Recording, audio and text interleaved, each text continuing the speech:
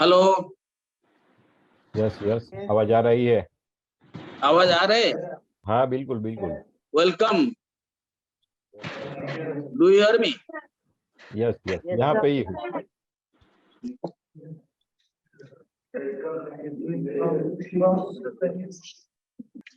Okay, good afternoon everybody. Good afternoon sir. नमस्कार। Good Welcome afternoon. you all after summer vacation. I see many new faces of the students. So today I will welcome Mr. Chirag Kotadia, who is an internationally recognized vulture conservation of the India. He, along with his team, started vulture conservation in Mohua in 2004. He is a founder of NGO Nature and People committed to nature conservation. He was inspired by a report of Anand PCSG regarding decline of vulture population in his area. He, along with his team, started conservation of vultures. The use of diclofenac by farmers, it is a drug. Lack of awareness among people regarding conservation of vulture, wiring of electric wires without coating put great threat to vulture population. He and his team created awareness among farmers to use alternate drug instead of diclofenac. After his efforts, and teamwork, the population of vultures started increasing slowly. It is a great achievement. Along with his team, he has extended vulture conservation campaign in other parts of Gujarat. We welcome Chirag Kotadia, the great vulture conservation of India, to share his success story of vulture conservation. I welcome Chirag Kotadia to share जी his sir. story. Okay, you are most welcome. Namaskar. नमस्कार। Okay, please. Before that, I want to introduce my school. Okay. Our school, KT Global School, is one of the pioneering school of India and residential education, and we have already added a CBSE curriculum. Okay. The school is headed by Somdat Behra, who is a mentor, Dr. Deep Khera, principal, Miss Ayesha Beg, Mr. Punasis Rath, Opi Krishna, and many other IIT educated teachers. We okay. have also Mr. Azaruddin, the great sportsman who works as coach for our sports academy. It is located in the beautiful natural surroundings of Khurda. During your visit to Global Summit, you will enjoy your stay with us. Okay. Now I welcome Chiragji to share his story with us. Thank you very much. जी sir जी। Hello, Papa. You are the host. Silent is you, no? I might have to. Somebody is joining. Mr. Chirag, can you hear us? Yes yes, यहाँ पे ही हूँ। मैं अपनी presentation share कर रहा हूँ। Can you allow her to present? It's already done.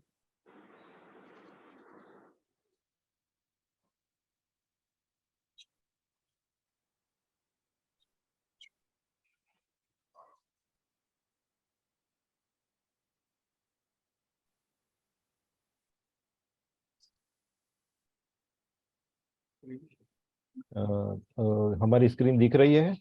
PPT screen? Yes, sir. Yes, we can see it. Okay okay. जो प्रेजेंटेशन चलने वाला है उसकी जो वल्चर वाला फोटो है वो? जी जी। Okay okay sir. तो मैं मेरा इंट्रोड्यूस करता हूँ। मैं चिराग कोटड़िया आप सभी लोगों का स्वागत करता हूँ हमारी ग्लोबल सबमिट में। मैं हमारी टीम की ओर से वल्चर यानी कि सेविंग अवर स्कैवेंजर के बारे में आपको इंट्रोड्यूस करना चाहता हूँ कि यहाँ की स्थिति क्या है वल्चर के बारे में। तो हम उस वर्ड के बारे में आज बात शुरू करना चाहते हैं कि आहार श्रृंखला में सबसे ऊपर,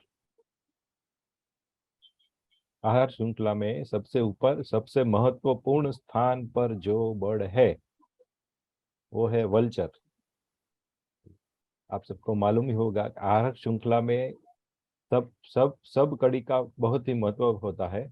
उसी तरह सब टॉप ऊपर बैठा है वल्चर। वल्चर यानी उसका नाम पड़ा है वेलार, वेलार शब्द से, वेलार वर्ड से। वेलार वर्ड का मतलब होता है फार कर चीड़ कर खाने वाला, यानी वल्चर। फार कर चीड़ कर खाने वाला बर्ड यानी वल्चर। और वल्चर का भी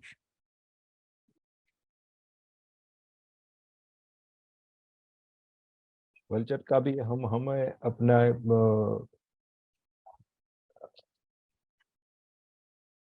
रामायण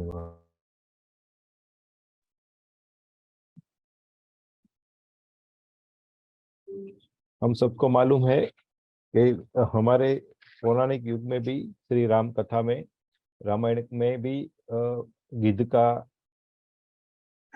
उल्लेख हुआ था।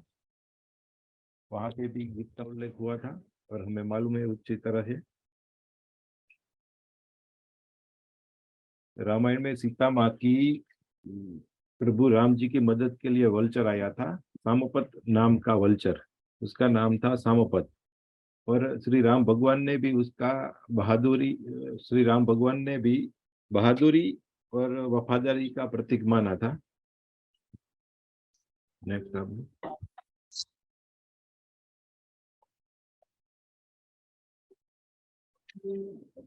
हाँ, और इकोलॉजी में बात करें तो उसका मेन इकोलॉजी में उसका महत्व है कि उसका मेन जो खुराक होता है, जो डेड बॉडी होती है एनिमल और पालतू प्राणी की डेड बॉडी, इससे वो खा के अच्छी तरह से उसका निकाल करता है। ये समझिए कि जो वल्चर नहीं होगा, वल्चर हमारे यहाँ नहीं होंगे, उसकी पॉपुलेशन नहीं होगी, तो जो गिद्ध है वो नहीं होगे, तो जो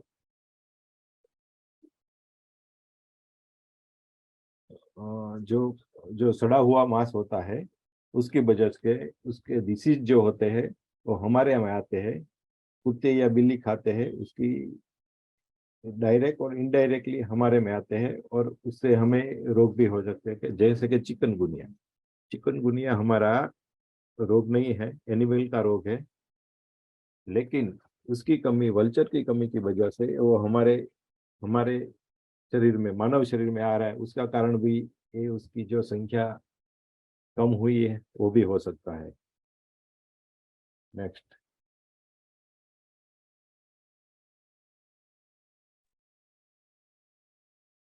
और हमारे भारत की तो आप सबको मालूम होगा कि कितने वल्चर है। 9 पीसेस के भारत में वल्चर पाए जाते हैं, उसमें से 7 पीसेस हमारे यहाँ गुजरात में पाए जाते हैं। और 7 पीसेस क्या थे, 4 पीसेस है वो लोकल है और 3 पीसेस है वो विंटर माइग्रेटरी बर्ड है, जैसे कि white rumped vulture, channel vulture, Indian vulture और इजिप्शियन वल्चर और किंग वल्चर। वो 4 है वो हमारे लोकल है। और हिमालयन वल्चर, साइनेरियस वल्चर और सिनेरल वल्चर और विंटर विजिटर है।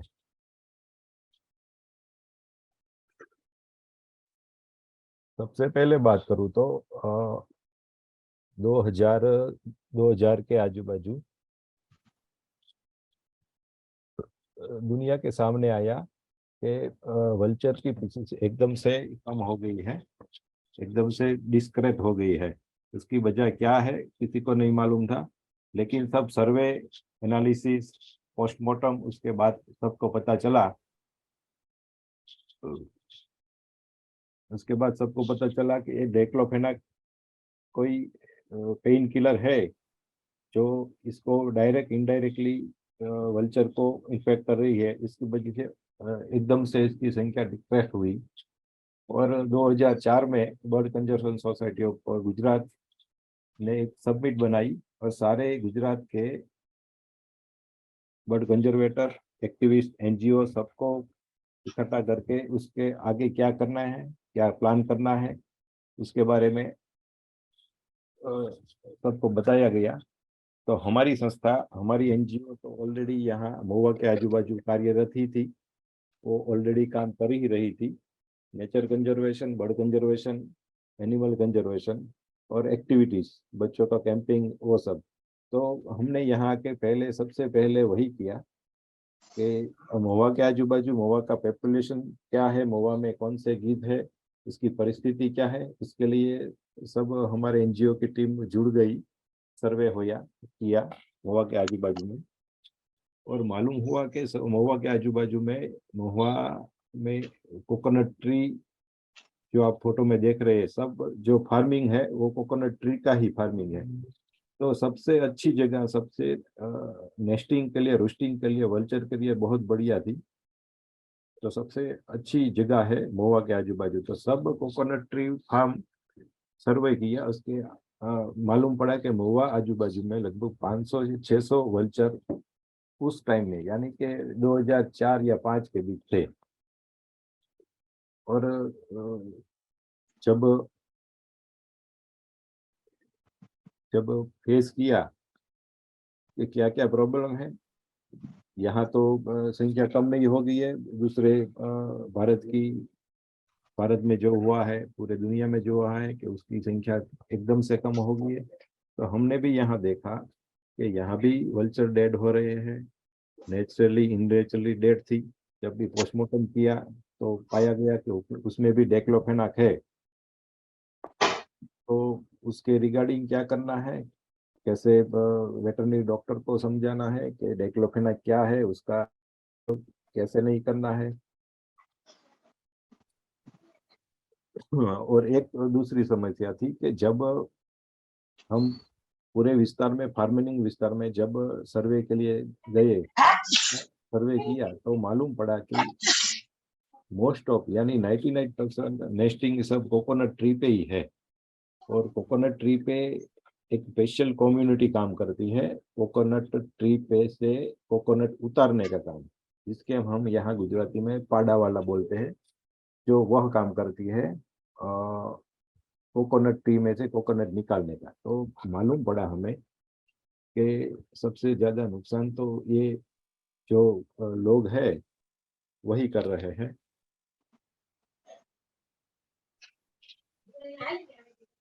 तो सबसे पहले हमने यही काम किया कि लोकल जो कम्युनिटी है पाडावाला की, उसमें से किसी एक को चुनना, हमारे साथ एनजीओ में शामिल करना और उसे समझाना कि गिद्ध का महत्व क्या है, उसका पॉपुलेशन अब कम हो रहा है और ये हमारे महुआ के आजू बाजू में है, तो हमारे सबके लिए बहुत अच्छी बात है। इसलिए हमने वही कम्युनिटी में से एक एनजीओ में एक वॉलेंटियर के रूप में हकाभाई मुकवाणा को सिलेक्ट किया, उसको समझाया और अवेयरनेस लाने के लिए उसको तैयार किया। वो एकदम से तैयार भी हो गया और उसको साथ में रख के जो लोकल कम्युनिटी जो पाड़ा वाला का काम करता था उसको अवेयरनेस किया, उसको समझाया कि ये वल्चर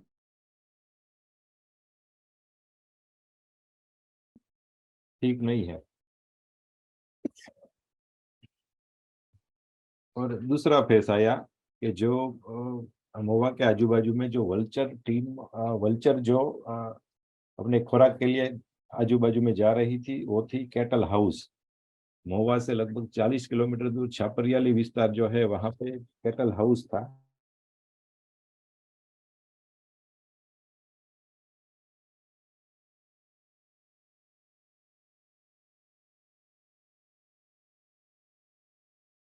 अब जो डेक्लोफेनाक है बहुत ही इसको इनडायरेक्टली उसको नुकसान कर रही है।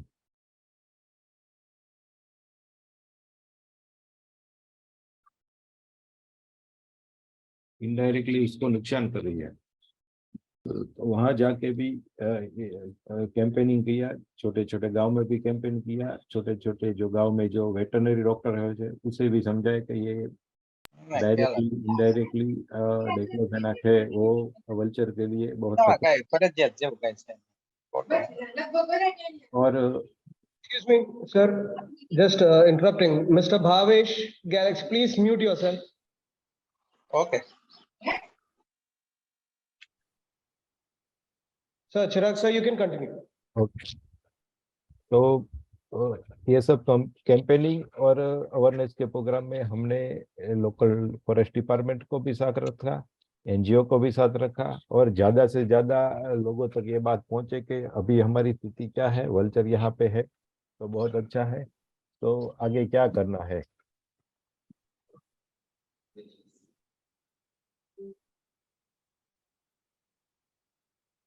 तो ज्यादातर हमने देखा कि फार्मिंग में आप देख रहे हैं कि उसका नेस्ट कोकोनट ट्री पे ही होता है, और कोकोनट ट्री पे होने के कारण कोकोनट को भी नुकसान पहुंचता है। उस पे जो कोकोनट आते हैं वो बनते नहीं है और फार्मर को भी नुकसान रहता है।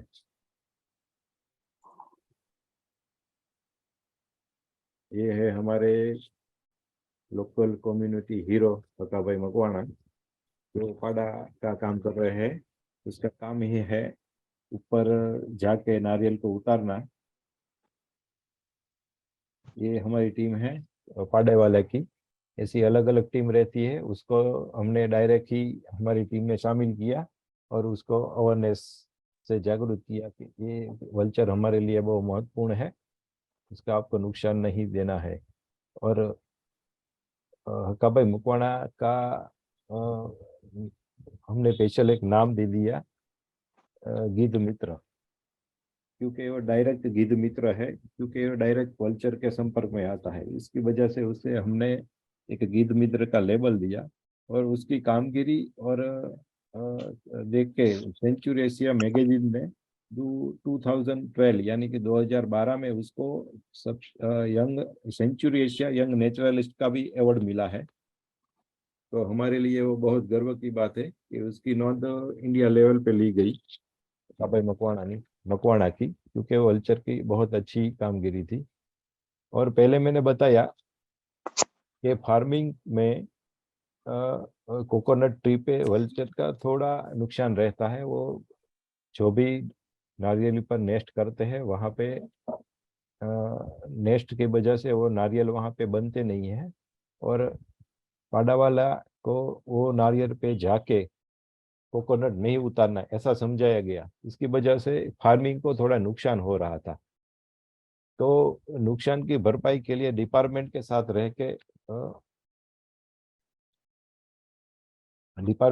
रह के सबको फार्मिंग को अच्छा उसका मुनावजा मिले जो नुकसान हो रहा है, उसके लिए तैयार किया। ये हमारी गिद्ध बचाओ अभियान, मैंने बताया ना, गिद्ध बचाओ अभियान हमने डायरेक्ट शुरू किया। तो लोकल कम्युनिटी, ये हम देख रहे लोकल कम्युनिटी है, लोकल स्कूल है और फार्मर भी है, सबको इकट्ठा करके समझाते हैं, उसको प्रोत्साहित भी करते हैं, ऐसे टी शर्ट और कैप सब देके।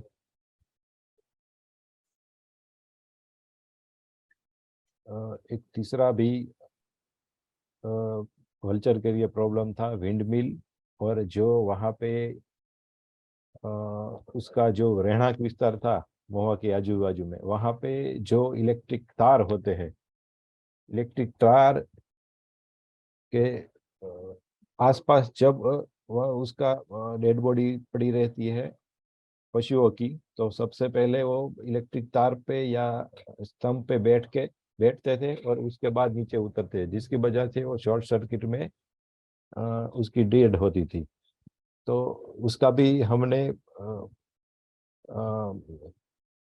इलेक्ट्रिसिटी यानी जीबी को लेटर लिख के बताया कि ऐसा हो रहा है, तो उसने भी सपोर्ट करके जो जो उस विस्तार में, सारे विस्तार में जब वहाँ इलेक्ट्रिक तार निकलते हैं उस पे कोटिंग करवाई, रबर कोटिंग, जिसकी वजह से उसकी डेट कम हो गई। और हर 4 साल डिपार्टमेंट और एनजीओ के साथ रह के हम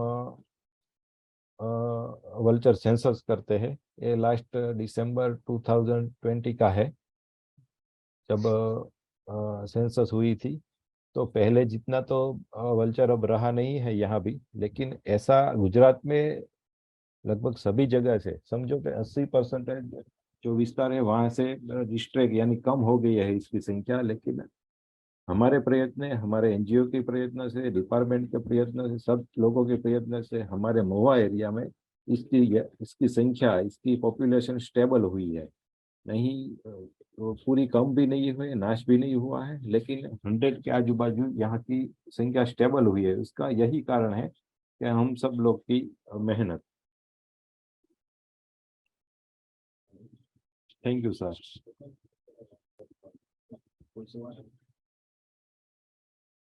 आप लोग की तरफ से कोई क्वेश्चन हो तो पूछ सकते हैं इस बारे में।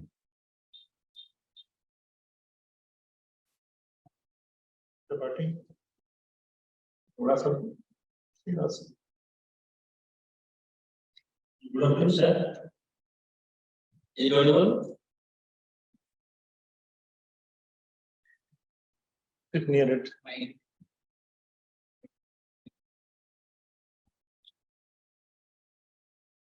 Hello? Is it audible, sir? Relax, sir. Is it audible? Hello, Mr. Chirag, can you hear? Yes, yes. Yes, sir. Yes, sir. So, sir, on 8th June 2022, we got this news that 6 vultures died in the Mohba, Bhavnagar, Gujarat. बिल्कुल बिल्कुल। Is it right? And the cause of death, it was found that the consumption of the toxic substance, diclofenac. But it was banned by Gujarat government in 2006 for the farmers' use, as it has very low cost. थोड़ा हिंदी में explain कर सकते हैं sir? Yes, sir. Gujarat government 2006 में उसको ban किया था। हाँ हाँ बिल्कुल, डाइक्लोफेनाक को बैन किया है बिल्कुल। For the farmers' use because of low cost. लेकिन अब जो पहले इस्तेमाल हो रही थी डाइक्लोफेनाक, उसकी जगह नई आई है पेन किलर, जो गवर्नमेंट ने 2005-06 में तो बैन कर दी है डाइक्लोफेनाक। लेकिन आपका जो नॉन टॉक्सिक ड्रग है मेलॉक्सिफाम, वो भी उसका रेट बहुत है। हाँ, मेलॉक्सिफाम का रेट बहुत है। And you are providing, NGO are providing subsidized rate in Gujarat. हाँ, लेकिन वो उसका जो पहले डाइक्लोफेनाक जो नुकसान करती थी इतनी मेलॉक्सिफाम नहीं कर रही है, और उससे काफी सस्ती भी है। After giving substitution, after giving subsidy, the rate is being now low. Hindi. That subsidy देने के बाद अभी cost कम हुआ। लेकिन उनका प्रोडक्शन कम है। क्या sir? Farmers are using diclofenac.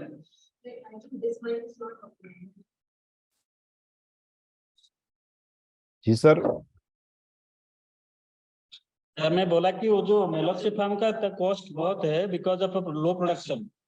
Diclofenac का कॉस्ट कम है because of its high production. हाँ, लेकिन वो तो बैंड हो गई है। मेलॉक्सिफाम महंगी है, वो बात सही है, लेकिन वो कोई उपाय नहीं रहा है डिक्लोफेनाक इस्तेमाल करने का, और डायरेक्टली उसको नुकसान कर रही है। इसलिए सबको अवेयरनेस किया है, सबको बताया गया है कि इस्तेमाल हो तो मेलॉक्सिफाम ही हो, डिक्लोफेनाक पूरी तरह से बंद हो, और जरूरत हो तो ही मेलॉक्सिफाम का उपयोग हो, नहीं तो ना हो। 2010 में आपका वल्चर का नंबर था 2000 ऊपर, एंड 5 साल के बाद 2010 में उसका नंबर आ गया 1000 से नीचे, और अभी आपका 800 नीचे है, 800 नीचे। हाँ हाँ हाँ यस। हाँ, तो वही मैं कह रहा हूँ। हाँ, सभी जगह से एकदम से डिट्रैक्ट हुए हैं, सभी जगह से वल्चर की संख्या तो कम हुई ही है, लेकिन हमारे महुआ में वो स्टेबल है। पूरे भारत में कम हुई है, गुजरात में भी कम हुई है। जो जो उसके रहना की विस्तार, यानी कि जो वहाँ के उसकी कॉलोनी थी, सब जगह डिस्टर्ब हुए हैं उसके मृत्यु के बाद। लेकिन हमारे महुआ में वो स्टेबल है, उसकी संख्या एकदम से कम नहीं हुई है। Yes yes. हाँ, और उसका कौन सा स्पेसीज ज्यादा, सर उसका कौन सा स्पेसीज ज्यादा अफेक्टेड है? आपका लॉन्ग बिल्ड वल्चर है, व्हाइट रम्प वल्चर है, हाँ आपका हाँ जिस है। हाँ हाँ, व्हाइट बैक जो वल्चर है वो यहाँ पे सबसे ज्यादा दिखाई जाता है। उसके बाद है लॉन्ग बिल वल्चर। और Yeah. पहले पहले जो संख्या थी वो एकदम से कम हो रही थी, लेकिन हमारी अवेयरनेस, हमारे प्रोग्राम एनजीओ के बाद, जागरूक के बाद 2014 से लेके 22 तक वो संख्या स्टेबल हुई है। उसके बाद जो संख्या 100 के आसपास स्टेबल हो गई है, वहां से कम भी नहीं हुई है, वहां से ज्यादा भी नहीं हुई है। Yes, sir, yes. Thank you, sir. Thank you, sir, for your effort for conservation of culture. Okay Thank you. Sir. Mr. Chirag, Mr. Chirag, as a school, yes.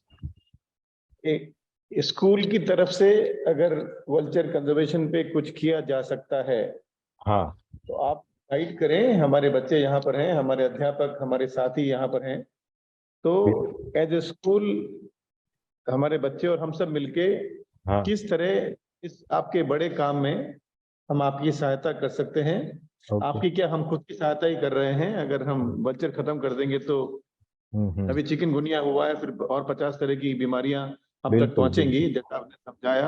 हम्म, तो जरूर राय दीजिए, आपकी सजेशन दीजिए कि हम हमारे बच्चे मिलके किस तरह बिल्कुल छोटे बड़े रूप में आपके इस वेंचर को, इस ग्रेट आइडिया को सपोर्ट कर सकते हैं।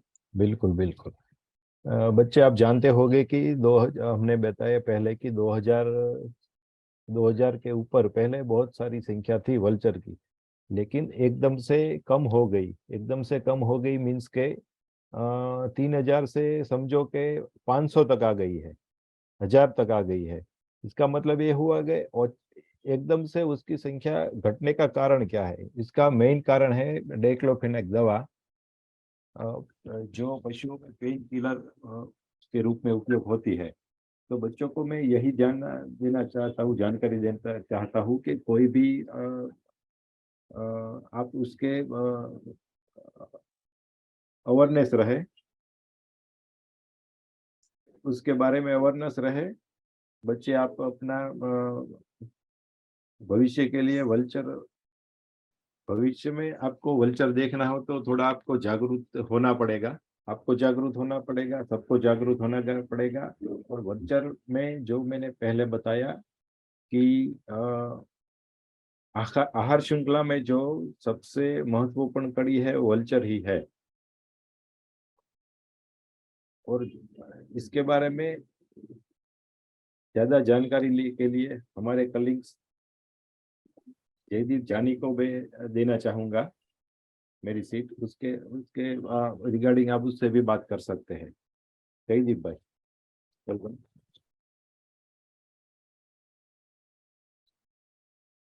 नमस्ते सर। नमस्ते जी, जैसे चिराग भाई ने बताया कि मतलब मैं सोचने जाऊँ तो हम लोग, मैं भी मतलब 21 का हूँ, तो अब हम देख रहे हैं बच्चे, लेकिन ऐसा हो सकता है कि ये जो छोटे बच्चे हैं वो फ्यूचर में ना भी देख सके। और यहाँ पर जो संख्या है उसके बारे में बात किया जाए तो महुआ के एग्जैक्ट बाजू में राजूला राजूला करके जो टाउन है, महुआ के एग्जैक्ट बाजू में, तो वहां पर भी पहले वल्चर देखे जाते थे। लेकिन यहाँ पर देखने का कारण वो है कि इनका जो कैंपेन चला, तो कैंपेन की वजह से पहले 500 से अधिक दिख रहे थे, लेकिन अभी ऐसा है कि 100 दिख रहे हैं। लेकिन जैसे उन्होंने बताया कि कम भी नहीं हो रहा है और ज्यादा भी नहीं हो रहा है, स्टेबल है। ये स्टेबल होने का कारण जो भी है वो इनके कैंपेन की मदद से हो रहा है। आई थिंक हम लोग बहुत खुश हैं इस बात के लिए कि किसी ने इस बड़ी समस्या के बारे में सोचा है और लोगों को अवेयर कर रहे हैं। जरूर है कि आपके बाद हम अपने बच्चों से बात करते रहेंगे और हमारी शुभकामनाएं आपके इस बड़े एंडेवर पे, और आप और अच्छा करें और वल्चर बढ़े हमारे देश में और हमारी आने वाली जनरेशन सेफ रहे और ये बच्चे उनको देख पाएं और इनके बच्चे भी शायद उनको देख पाएं। यही कामनाओं के साथ हम आपका धन्यवाद प्रेषित करते हैं कि एक बहुत एनलाइटनिंग सेशन और बहुत अच्छी तरह आपने अपनी बात को बताया, और आशा है कि हम फिर मिलेंगे ग्लोबल कॉन्फ्रेंस में और आप हमारे स्कूल में आएंगे, हमसे फिजिकली मिलेंगे और देखेंगे कि हम लोग यहाँ क्या कर रहे हैं। आपका बहुत बहुत धन्यवाद। Thank you very much. Thank you sir. Okay, thank you, Chirag ji and your friend, all your team. We all wish you all the best for your work.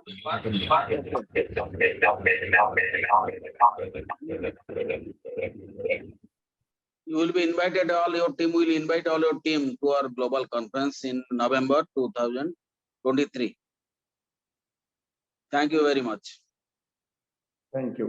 Thank you sir.